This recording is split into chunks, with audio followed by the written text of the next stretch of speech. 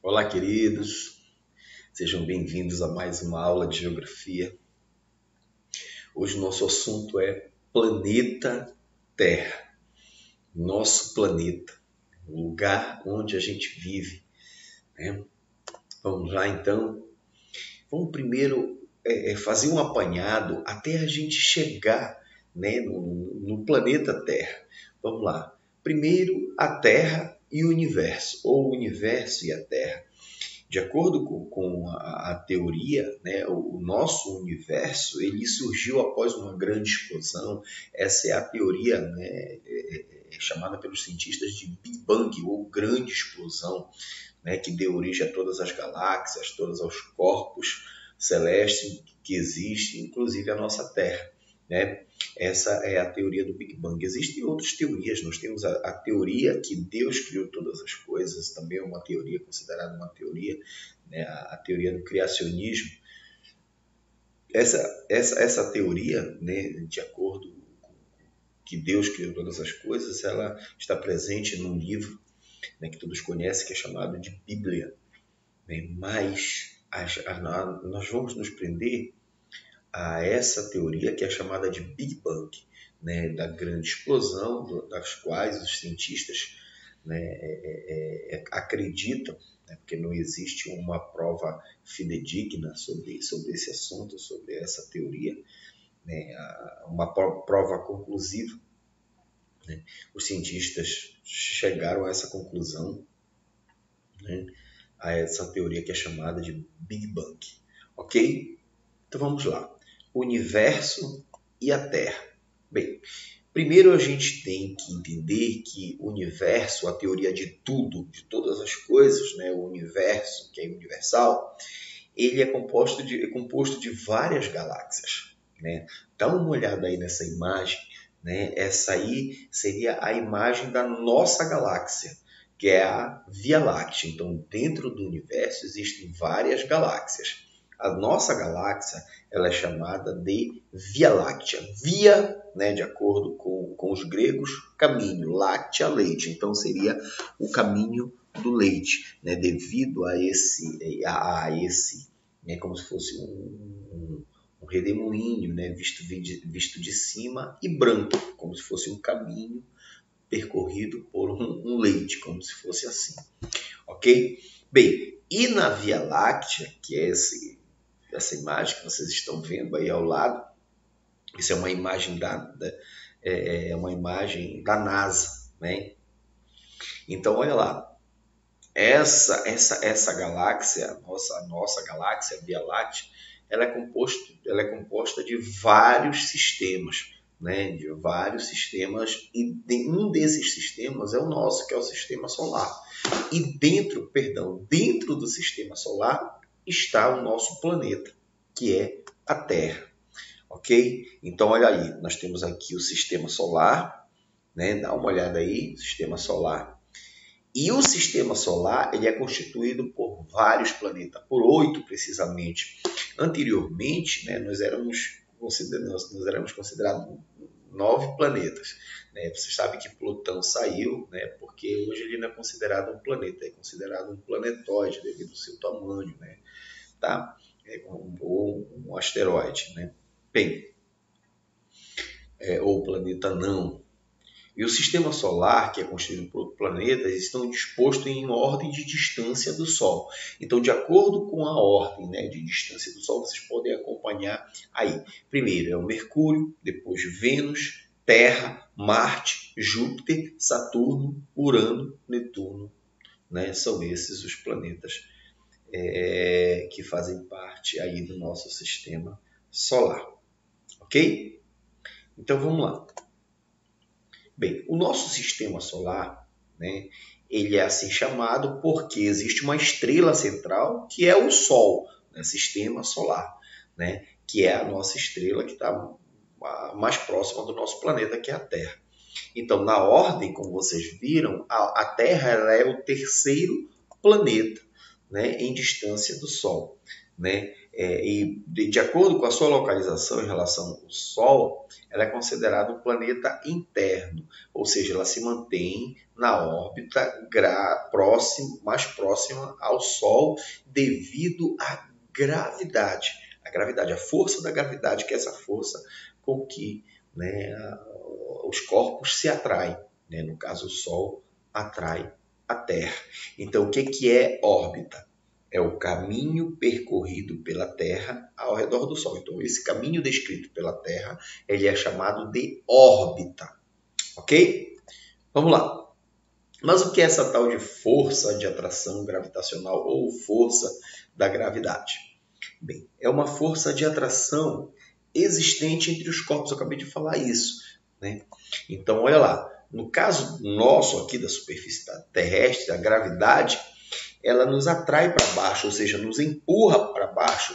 Ela permite que a gente fique preso à superfície. Imagina se não tivesse gravidade, se eu desse um salto, eu ia bater lá na Lua, nas estrelas. Então, mas aí eu tenho uma força que nos atrai, não só nós, né? Ela atrai, por exemplo, a água. Por que a água não sai flutuando? Porque existe uma força da gravidade. Por que os outros objetos não saem flutuando? Por causa da força gravitacional. Imagina aqui, olha, vou fazer um teste. Imagina esse celular. O que atrai esse celular para baixo? É a força da gravidade, ok? E permite que a gente fique preso à superfície, ok? Se não tivesse essa força, era impossível a gente viver aqui no nosso planeta, porque imagina tudo ficar flutuando, estaria solto no espaço, né? Como eu falei para você.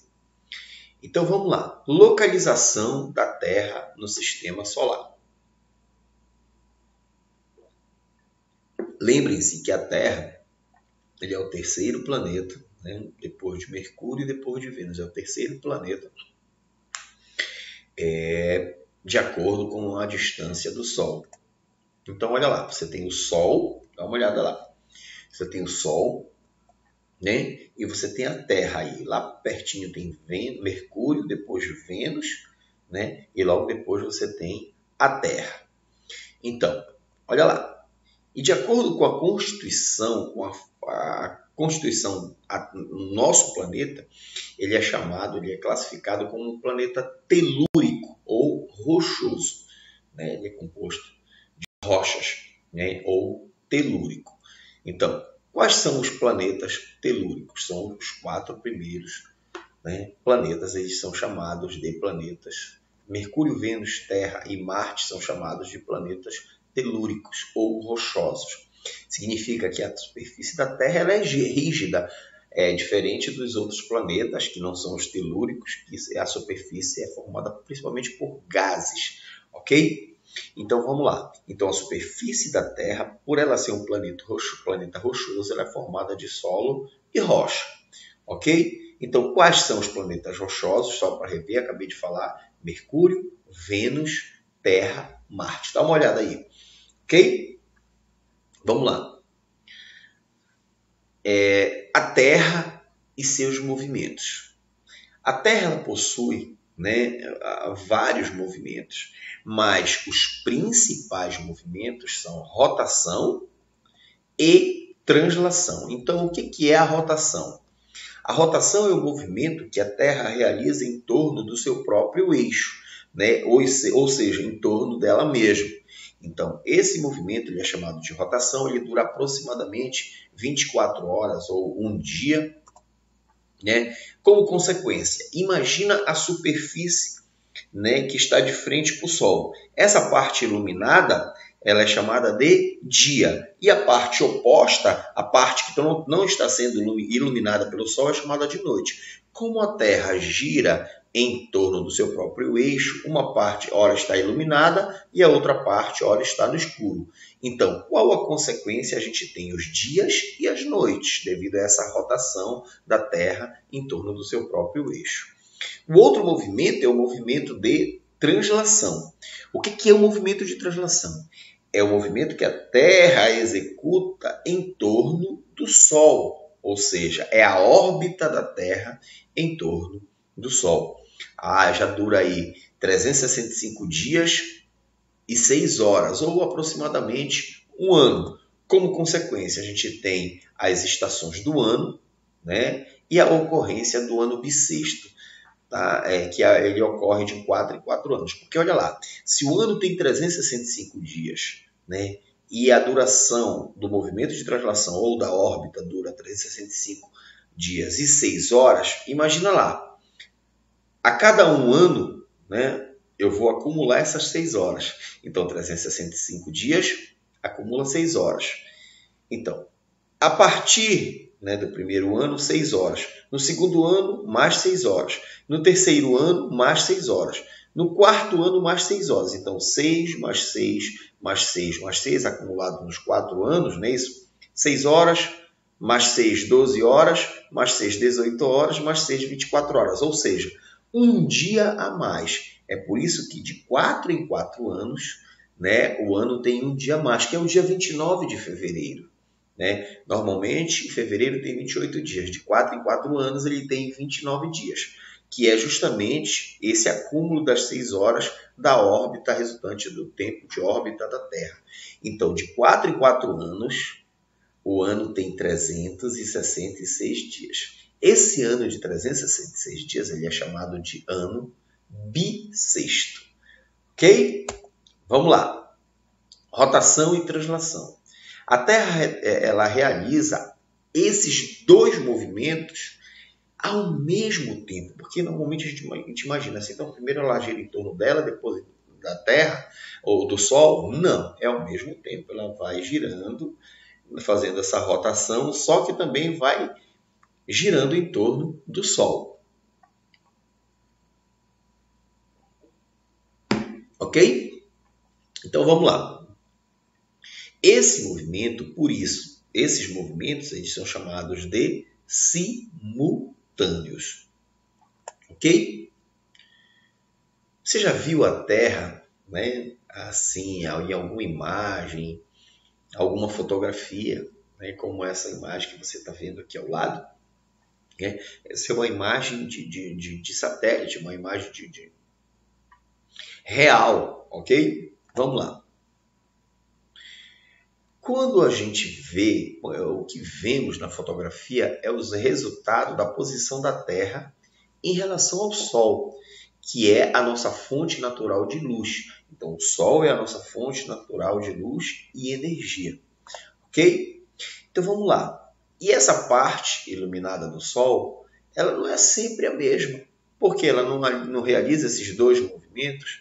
Então, quando esse movimento ele acontece, uma parte da Terra ela está sendo iluminada. Ao contrário, essa outra parte não. E essa parte que está sendo iluminada, ela recebe luz e calor. A outra parte não. A parte fica de costa, digamos assim, para o Sol. Então, olha lá. O movimento que a gente mais percebe realizado pela Terra, ela acontece em torno do seu próprio eixo, ou seja, o movimento de rotação. Olha aí nessa imagem ao lado. Então imagina, olha lá. Esse é o movimento de rotação. Olha lá, a seta está indicando em torno do seu próprio eixo. Então vamos lá. Ele dura aproximadamente 24 horas, né? Para dar uma volta completa em torno do seu eixo. Então, diariamente, ele recebe luz solar em todas as suas superfícies, né? Então, na metade do dia, uma parte fica de frente para o Sol e na outra parte, ela fica de costa para o Sol, fica escura, digamos assim. E é assim que se originam os dias e as noites. Olha lá. Então, o movimento de rotação ele dura exatamente 23 horas, 56 minutos e 4 segundos, ou seja, aproximadamente um dia. Então, olha lá como é que forma o dia.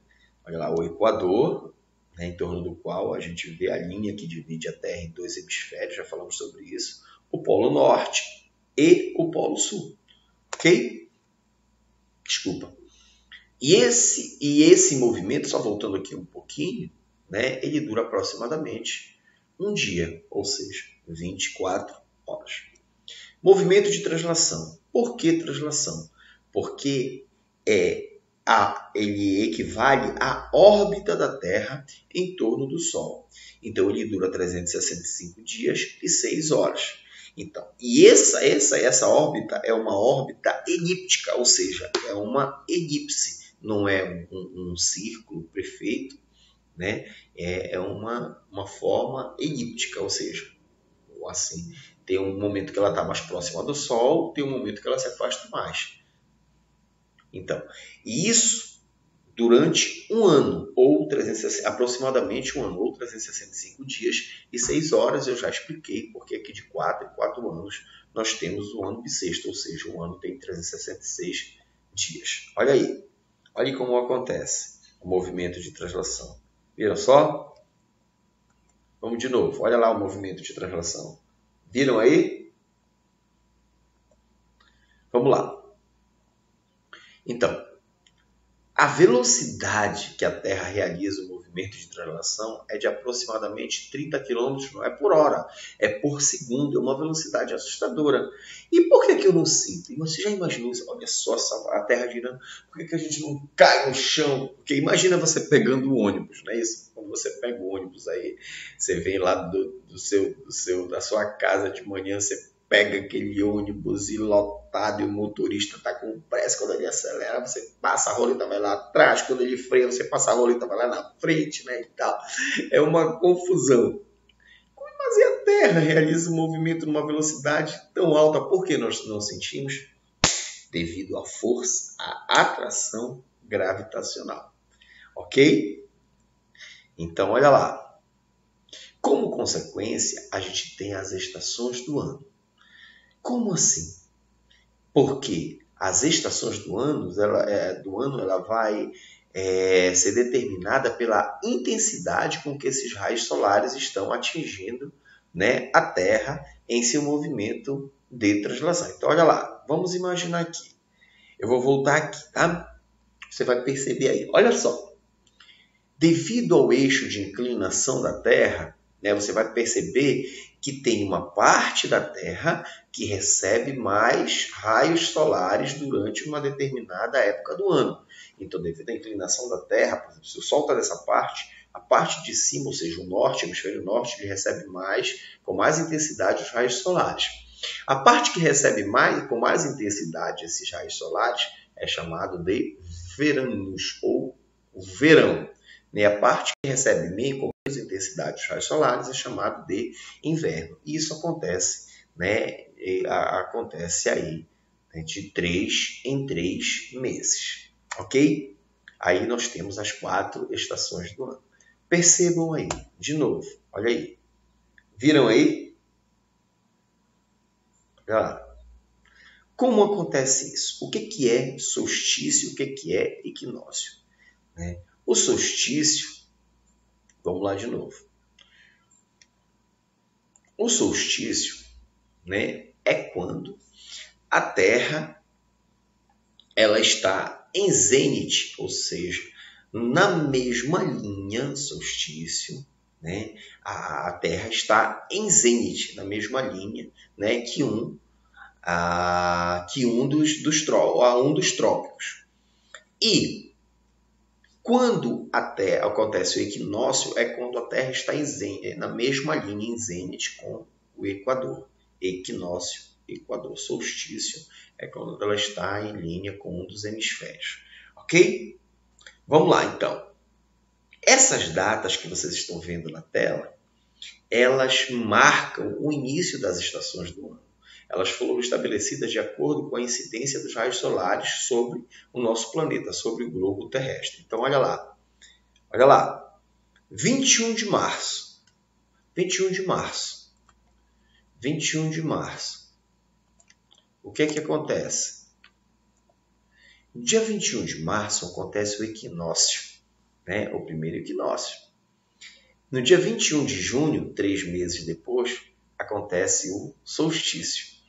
Essas datas existem aí alguns autores que eles divergem, né? Às vezes acontece dia 22, dia 23, mas é uma data, né? Essa data é a mais aceitável, digamos assim, né? Então, do dia 23 de setembro acontece outro equinócio e solstício no dia 21 de dezembro. Ok? Vamos lá. Então, presta atenção para cá. Olha lá a intensidade dos raios solares. Presta atenção. Nessa posição, já que eu tenho a inclinação da Terra, o sul, o hemisfério sul, está recebendo mais raios solares que o hemisfério norte. Então, nessa posição, presta atenção para cá. Nós temos ao sul verão e ao norte inverno. Nessa posição aqui, a Terra está em dezembro. Então, olha lá, no dia 21 de dezembro, olha lá, vamos lá. Eu tenho o quê? Eu tenho solstício. Por que solstício? Porque a Terra está em zênite, o Sol está em zênite com um dos trópicos. Então, nessa data, dia 21 de dezembro, eu tenho solstício de verão ao sul e solstício de inverno ao norte. Vou voltar aqui, olha lá as datas. A Terra está girando, né? Solstício é quando ela está na mesma linha com um dos trópicos, ou de Câncer ou de Capricórnio. E equinócio, Equador, quando ela está na mesma linha do Equador, em zênite. Ok? Então, quando acontece equinócio, tanto o sul quanto o norte, eles recebem com a mesma intensidade os raios solares. Já no solstício, um dos hemisférios recebe mais. Ok? Vamos lá. Voltando. Então, o ponto do Equador é o ponto de referência. Se ele não está na mesma linha, então nós temos solstício. E aí o que acontece? Nós temos as estações do ano. Então, olha lá. Primavera. Primavera vem de primeiro veranos, ou seja, antes do verão. Então, antes do verão, eu tenho a primavera. A primavera ela inicia antes do verão, ou seja, após o inverno. Então, terminou o inverno, começa a primavera, primeiro o verão, ou seja, antes do verão, e depois eu tenho o verão. Então, olha lá, entre 20 de março, no hemisfério norte, e 23 de setembro, ok? No hemisfério sul, eu tenho primavera. Lembra que as estações do ano, elas se diferem. Ao norte é uma, ao sul é o seu inverso. Então, presta atenção para cá. Se no dia 20 de março, olha lá, ao norte é primavera, ao sul é o quê? É outono. Então, olha lá, voltando. Dia 20 de março, presta atenção. Dia 20 de março, ao norte eu tenho primavera e ao sul eu tenho outono. Já no dia 23, a partir do dia 23 de setembro, olha lá, ao sul eu tenho o quê? Primavera, e é o inverso. E ao norte eu tenho o outono. Ok? A principal característica é o reflorescimento da flora, né? E da fauna terrestre, digamos assim. Então, a flora, né, ela refloresce. É por isso que é chamado a época das flores. Ok? Vamos lá. Verão. Lógico, vem após a primavera. Primeiro verão. Lembra? Primavera, primeiro verão, ou seja, antes do verão. Então, no dia 21 de junho, olha lá. Dia 21 de junho, no hemisfério norte, nós temos o quê? Verão. Se no dia 21 de junho, a partir do dia 21 de junho, ao norte eu tenho verão, ao sul eu tenho o quê? Inverno. E aí a gente vai corrigir uma falha. Quando chega julho, a gente fala, olha, estamos no verão e tal. Lembrem-se, nós estamos no hemisfério sul. Nós estamos abaixo da linha do Equador. Então, se nós estamos abaixo da linha do Equador, no dia 21 de junho, nós estamos, a partir do dia 21 de junho, que aí entra até julho, né, agosto e até setembro, nós temos verão e nós temos inverno, ao sul e verão ao norte. Então, esquece essa história. Então, o que é caracterizado aqui? Como nós estamos bem próximo da linha do Equador, nós não temos uma grande variação, né, entre as estações do ano. Então, a gente tem uma época mais chuvosa, uma época menos chuvosa, que corrobora, né, por nós estarmos numa região bastante úmida, como a maior bacia hidrográfica do planeta. Isso faz com que haja maior incidência dos raios solares, devido a essa proximidade com o Equador, haja maior evaporação e evapotranspiração, formação de nuvens e consequentes chuvas. Ok? Vamos lá. Então, olha lá, no dia 21 de junho, nós temos ao norte verão e ao sul inverno. Se nós estamos no hemisfério sul, nós temos inverno em julho e não verão. Já no dia 21 de dezembro, no hemisfério sul nós temos verão e ao norte inverno. Não é à toa que quando chega essa época aí de dezembro, por exemplo, a gente tem a época de Papai Noel, então o Papai Noel é uma criação, né, o Santa Claus lá da região norte, da América do Norte, que nessa época está passando pela sua estação do ano, inverno, já que aqui ao sul nós estamos no verão. Como é inverno lá, e o inverno lá é bastante rigoroso, principalmente no norte dos Estados Unidos, ali, então eu tenho o Papai Noel todo vestido de manga comprida, né, com aquela roupa quente, que é para se aquecer do inverno. Já aqui ao sul, nós temos o quê? Verão. E aí o Papai Noel está aí na rua todo empacotado, dá até pena dele, né? Que aqui nós temos uma estação mais quente. Entenderam? E é por isso que chove, professor, mas aí chove muito em dezembro e tal. Exatamente. Lembra que eu acabei de falar? Se há no verão maior incidência dos raios solares, que é a nossa estação de dezembro, nós temos maior evaporação, evapotranspiração, formam muitas nuvens. Se formam muitas nuvens, chove mais. Quando? Em dezembro, que é verão para nós aqui no hemisfério sul, e não inverno. Ok? É o tal do inverno amazônico, né, que é chamado aí. Ok? Então, a característica, né, as temperaturas elevadas, né? Por quê? Porque nessa época do ano, no verão, os dias são mais longos do que a noite. Diferente do inverno, que as noites são mais longas que os dias. Ok? Então, no inverno, você vai dar aquela preguiça, custa amanhecer e logo cedo anoitece. No verão, não. No verão mesmo. Chega cedo da manhã, o dia está raiando já, né? Vamos lá. Outono. Após o verão. Antes do verão, primavera, verão e depois outono. Então, no dia 23 de setembro, nós temos no hemisfério norte o início do outono e no hemisfério sul o início da primavera. Já no dia 23 de março, nós temos no hemisfério sul outono, no hemisfério norte a primavera. Então, a característica são as frutas maduras, né? E as folhas que começam a cair. Né? Essa é uma explicação bem tranquila, né? Por quê? Porque no o outono ele antecede o quê? O inverno. Então, no inverno, muitas regiões, principalmente as mais afastadas do Equador, regiões secas, para se proteger, né, existem algumas árvores que elas são chamadas de caducifólias ou folhas caducas. Para se proteger desse período de baixa umidade, já que essas árvores elas armazenam a água no caule e através das folhas que elas perdem a água, através da evapotranspiração e tal, o que acontece no outono, para se protegerem, elas automaticamente soltam as folhas para manter a maior quantidade de água acumulada no caule.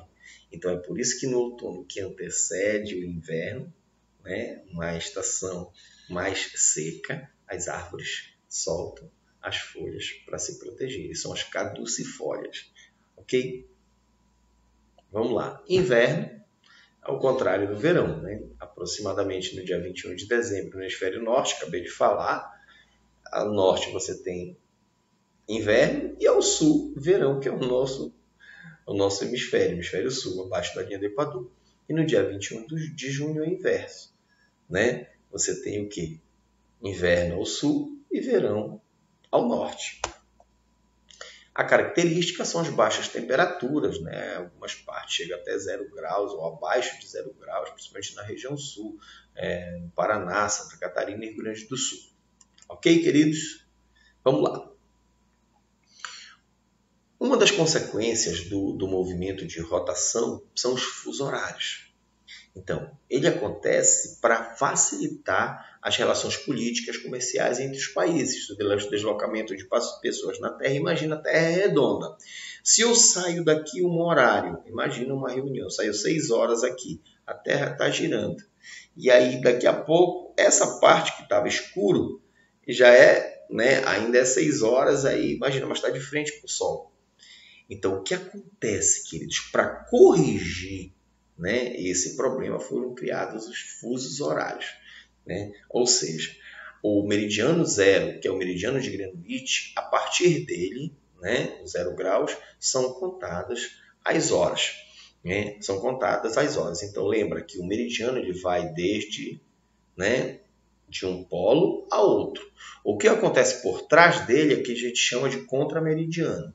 Então, olha lá, você tem o meridiano zero, que é a referência zero, né? Para os dois lados, você tem a cada faixa de 15 graus um fuso diferente. E por trás, você tem a linha internacional da data, onde vira, por exemplo, se aqui desse lado é dia 23, né? Por exemplo, dia 20, hoje é dia 28, né? Aí, meia-noite, lá na linha internacional da data, de um lado você tem 27, de um lado você tem 28. Ou seja, daqui a pouco lá, de um lado, tá, o povo está ainda com 28, daqui a pouco vira meia-noite 29. Ok? Essa é chamada linha internacional da data, o contra-meridiano. Meridiano oposto ao meridiano de Greenwich. Ok? Deixa eu voltar aqui. Aqui no Brasil, nós temos 4 fusos horários. Né? Você olha aqui nessa imagem aqui em cima, os 4 fusos horários no Brasil. Cada faixa dessa é um horário. Você tem a primeira faixa, onde está menos 2 horas, corresponde ali às ilhas, né? Fernando de Noronha, as Ilhas Martim Vaz, Penedo de São Pedro de São Paulo, tal. Bem, são as primeiras horas do Brasil. Ok? E aí você tem o planisfério aqui ao lado, o planisfério dos fusos horários. Né? Isso aí você tem, cada faixa dessa você tem num horário diferente. Ok? Vamos lá? Bem, mas como é que se formou a nossa Terra? Nós já vimos desde o universo até, né, a Terra. Como é que se formou a nossa Terra? Bem, existe uma teoria que a Terra ela surgiu aproximadamente 4,6 bilhões de anos atrás. Né? E quando houve a teoria do Big Bang, a Terra era uma grande bola de fogo, uma bola incandescente, que ao longo do tempo ela foi se resfriando e a sua superfície, que era incandescente, ela foi se esfriando e formando a superfície que a gente chama de litosfera, a gente vai ver aqui daqui a pouco. E essa superfície ela foi se esfriando, que é formada hoje de terra, de solo, e rocha. Ok? Bem,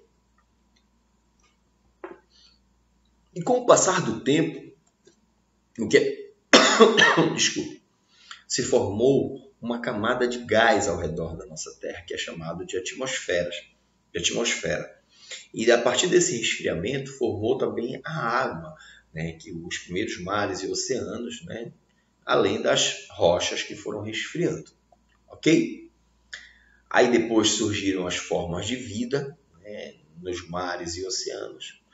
E depois formou-se as vidas na Terra. Bem, essa é a teoria, né, do evolucionismo. Como eu disse, tem uma outra teoria, que é a teoria criacionista. Segundo ela, Deus criou todas as coisas. Bem, aí você também é a teoria a ser considerada, né, por ser também uma teoria. Ok? Então vamos lá. De acordo com essa teoria, olha aí, dá uma olhada aí no lado. Para e olha como se formou os continentes. Antigamente os continentes eles estavam, deixa eu voltar aqui.